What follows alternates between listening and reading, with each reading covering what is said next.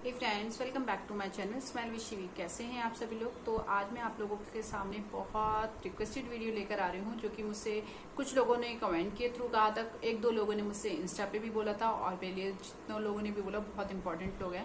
और सॉरी, मैंने थोड़ा डिले कर दिया वीडियो बनाने में, क्योंकि वैष्णो देवी जो है वो मैं लास्ट मंथ गई थी।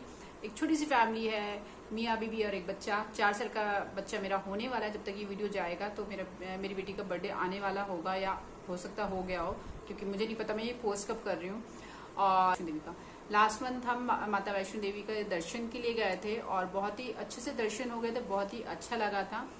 और उसके बाद लोगों ने जब पूछा कि क्या बजट है, क्या खर्चा है, वो तो मेरे हिसाब से तो सब लोग अपने खर्चे अपने बजट के हिसाब से माता वैष्णो देवी या माता वैष्णो देवी क्या मैं कह रही हूँ, कोई भी धार्मिक स्थल हो ना, आप अपने बजट से जा सकते हैं। हर के रेट जो प्राइस होते हैं वो हर तरीके के होते हैं। डिपेंड करता है कि आप क्या चूज करना चाहते हैं, डिपेंड करता है कि आप किस तरीके से जाना चाहते हैं। एसी में जाना चाहते हैं, नॉन एसी में जाना चाहते हैं। आपका बजट कम है, नॉन एसी में चले जाइए। बजट थोड़ा सा नॉर्मल है तो एसी में जा सकते हैं। बहुत ज्यादा है तो आप प्लेन में भी जा सकते हैं।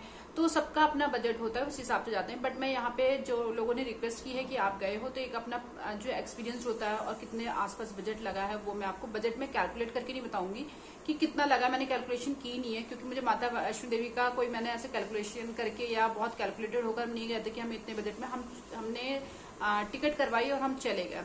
माता का बुलावा आया था इसलिए हम चले गए। तो अभी मैं बता दूं, सबसे पहले हम ये देखते हैं कि हमारा ट्रांसपोर्टेशन मोड क्या होना चाहिए। कि हम कभी भी जाते हैं तो हम टिकट ही बुक कराते हैं, चाहे प्लेन का हो चाहे ट्रेन का हो।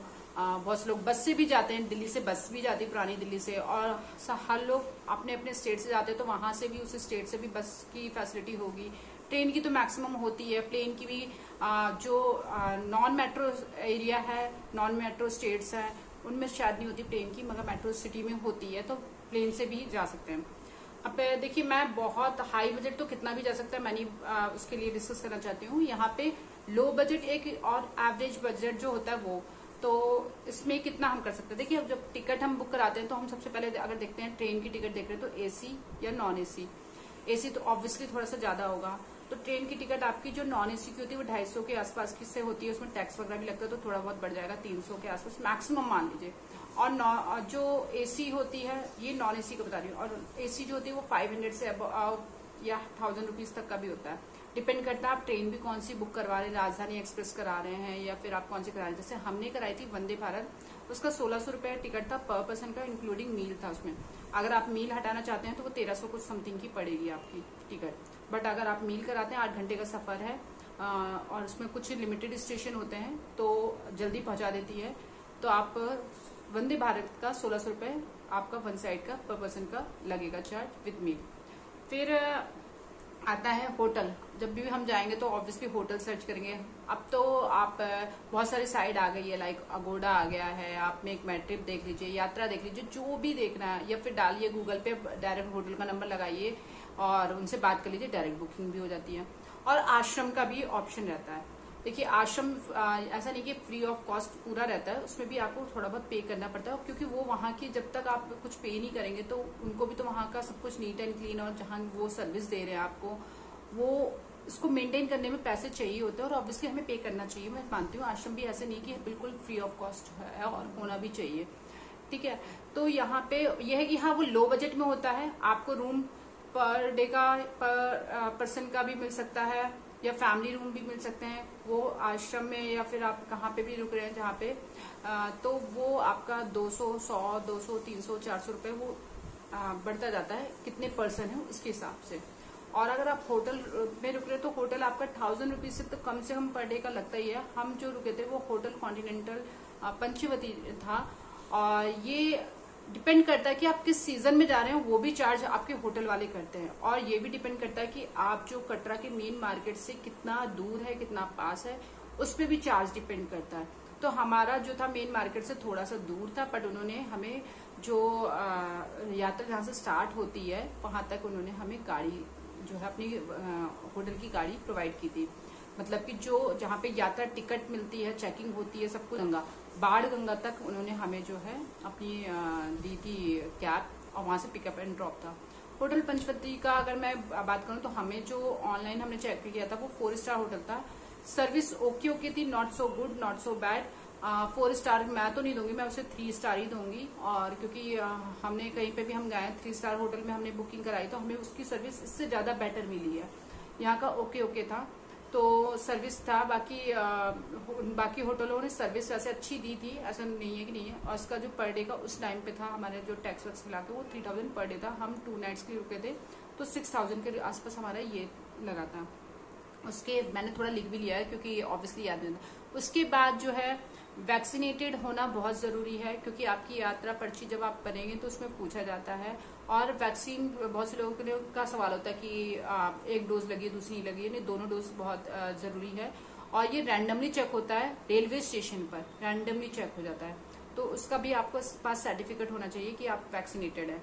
और यात्रा पर्ची आप ऑनलाइन भी निकाल सकते हैं या फिर आप जिस होटल में रुके हैं वहां पे भी निकाल सकते हैं। याद रखिएगा, यात्रा पर्ची के साथ आपका आईडी प्रूफ, आधार कार्ड नंबर, सब कुछ डिटेल्स होनी चाहिए। और उसके पास आपका डिटेल्स का मतलब एक कॉपी भी होनी चाहिए। होटल के लिए तो होनी चाहिए, यात्रा पर्ची में भी आपके जो होती है कभी कभी वो चेक कर लेते हैं, तो ये सारा आप प्रिंट आउट निकाल के लेकर जाएंगे तो ज्यादा बेटर रहेगा। हमने ऑनलाइन ही बुक करा ली थी यहीं से। बच्चे का आधार कार्ड, शिवी का आधार कार्ड अभी बना नहीं है, मुझे बनवाना है, बट बच्चे का आधार कार्ड नहीं है तो वहां पे आप ब्लैंक कर सकते हैं। 3 ईयर से कम के बच्चे की डिटेल्स नहीं मांगते, 3 अबव मांगते। शिवी 3 अबव हो चुकी थी तो 3 अबव का हमने डिटेल्स फिल किया था। फिर आता है कि चढ़ाई के वक्त जब हम चढ़ते हैं तो बहुत सारे हमें होता है कि यार हम कैसे चढ़ें। कभी कभी बहुत से लोगों की मेडिकल कंडीशन होती है मगर माता रानी के दर्शन करने जाना चाहते हैं, तो आप किसी भी तरीके से जा सकते हैं। ऐसा कुछ नहीं है कि जो पैदल गया है उसको ज्यादा मिल गया है, जो घोड़े पे गया है उसको कम मिला है, जो पालकी पे गया है उसको दर्शन के माता रानी का। भगवान के दरबार पे सब लोग बराबर हैं, चाहे वो पैदल गया हो, चाहे वो अपनी कोई मानता मान के गया हो, चाहे वो कोई, क्योंकि उनके लिए तो सब बराबर है। और अपनी श्रद्धा होती है हम कैसे जा रहे हैं और हमारी एक बॉडी हेल्थ क्या अलाउ कर रही है, ये भी बहुत डिपेंड करता है। तो चढ़ाई में जैसे पालकी है, पालकी का 3700 रुपीज है, प्लस आप कहाँ तक कर रहे हैं तो वो आगे पीछे रेट है। मतलब कि आप सपोज सांझी छत तक कर रहे हैं या फिर पूरा ऊपर भवन तक कर रहे हैं तो सबके अलग अलग चार्ज है, मगर 3700 रुपीज चार्ज है। हॉर्स का भी सेम यही है, 700 रुपीज आपका सांझी छत तक है, उसके आगे जाएंगे तो थोड़ा आपका और ज्यादा लगेगा। फिर प्रैम का, शिवी का जैसे मैंने प्रैम किया था तो मुझे पता है। शिवी का प्रैम मैंने जब जाते हुए किया था तो मैंने अर्ध कुमारी से किया था, तो वहां पे मुझे उन्होंने 400 रुपीज मांगे थे। मगर अगर मैं वही नीचे से कटर से करती तो 550 रुपीज उनका पूरे पर्ची करती और वो पूरा भवन तक छोड़ते। तो आप नीचे से करेंगे तो वो ज्यादा बेनिफिट रहेगा। बट अब शिवी का था कि नहीं मुझे थोड़ा सा डैडी के साथ जाना है, शोलर पे जाना है, तो इस हिसाब से हमने किया। बट हमने जब बीच में कराया, बट रिटर्न के वक्त जब हमने कराया तो 550 की ही पर्ची कटी थी और पूरा नीचे तक उन्होंने हमें, जहाँ पे वो घोड़े की राइड स्टार्ट मतलब होती है ना स्टार्ट, वहां तक उन्होंने छोड़ा था, मेन गेट तक, वो जो बाणगंगा से होता है। तो उसके आता है बैटरी कार। बैटरी कार का आपका पर पर्सन का चार्ज लगता है 350 रुपए कुछ समथिंग, टैक्स वगैरह लगा करके, तो उसमें भी बकर पर पर्सन का और 1 साइड का होता है। और फिर आता है हम जब जैसे जाते हैं तो रोप वे से जाते हैं सपोज टू भवन में भैरव बाबा, तो वहां पे 100 रुपीज पर पर्सन आना जाना इंक्लूड है, 100 रुपीज पर पर्सन रोप वे से। मगर मैं बता दूं रोप वे से जाना है आपको तो आपको लाइन में थोड़ा सा टाइम देना होगा और टाइम देकर के ही आप आगे बढ़ सकते हैं, क्योंकि ये वहां पे लंबी लाइन लगती है। सुबह अगर जल्दी आपके दर्शन हो गए हैं 5 बजे तक तो लाइन में आप लग जाएंगे, तो 6 बजे वो ओपन होता है, 7 बजे से फिर एंट्री होना शुरू हो जाती है। और जैसे शाम होती है अंधेरा हो जाता है तो रोप वे बंद कर देते हैं। तो ये उनका रूल है, क्योंकि ऑब्वियसली सब सेफ्टी ज्यादा इंपॉर्टेंट है, सेफ्टी के अकॉर्डिंग ही चलते हैं। तो मेरे हिसाब से आप लोग देख सकते हैं आप लोगों को किस बजट में जाना है, क्या जाना है। मुझे ऐसा लगता है माता रानी का जब आता है ना बुलावा तो बजट अपने आप बन जाता है और अपने आप ही हम लोग कहीं ना कहीं मैनेज हो जाता है। क्योंकि हम सोचते रहते हैं, हम बहुत टाइम से सोच रहे थे जाना जाना जाना, बीच में कोविड आ गया, फिर अब तो सब कुछ कोविड के साथ ही चल रहा है, सब कुछ कोविड के साथ ही हमें जीना है, सीखना है। तो हमने भी सोचा नहीं इस साल हमें जाना है तो जाना है। मैं आपको एक सजेशन अपनी तरफ से बोलूंगी कि प्लीज वेदर देख कर जाइएगा, क्योंकि जब हम गए थे उसके बाद बहुत ज्यादा बारिश होना शुरू हुई थी उसके बाद से, और बहुत से लोगों की चीजें ना प्रॉब्लम हो जाती है, जब छोटा बच्चा स्पेशली हो तो बहुत ज्यादा प्रॉब्लम हो जाती है। तो ऐसे वेदर में जाइए जहाँ पे बहुत ज्यादा ठंड भी ना पड़ रही हो, बहुत ज्यादा बारिश भी ना हो रही हो, क्योंकि बारिश में एक बार ठंडे बर्फ पड़ रही है तो आप फिर भी जो है आप चढ़ जाएंगे, चढ़ाई कर लेंगे। लेकिन अगर बारिश हो रही है तो बारिश में चढ़ाई करना बहुत मुश्किल हो जाता है, बहुत ज्यादा लैंडस्लाइड वगैरह भी होते हैं। तो इस वजह से थोड़ा सा सेफ्टी पर्पज से देख करके वेदर को आप देखिए कि किस टाइम पे जाना है। वहां का वेदर मैं बोलूँ तो जिस टाइम पे हम गए थे हमें शिवी को ऊपर जाकर के कोई भी स्वेटर वगैरह नहीं पहनाना पड़ा, क्योंकि मैंने शिवी के लिए रखा था, अपने लिए नहीं रखा था। हवा में हल्की सी नम सी ठंडी हवा थी, बट वो इतनी वाली नहीं थी जितना हम एसी चलाते ना, उतना ही आसपास की थी, उतनी नहीं थी कि बच्चे को ठंडी लग जाएगी। बारिश का मौसम हो गया, बारिश होगी तो ऑब्वियसली ठंडी बहुत ज्यादा हो जाएगी, तो प्रॉब्लम हो सकती है। इसलिए अगर बारिश के मौसम में जा रहे हैं तो रेनकोट लेकर या तो जाइए, बट मैं सजेस्ट करूंगी कि बारिश के वेदर में ना जाइए तो ज्यादा अच्छा है। चलिए मिलते हैं हम नेक्स्ट वीडियो में, तब तक bye bye, take care, lots of love, thank you.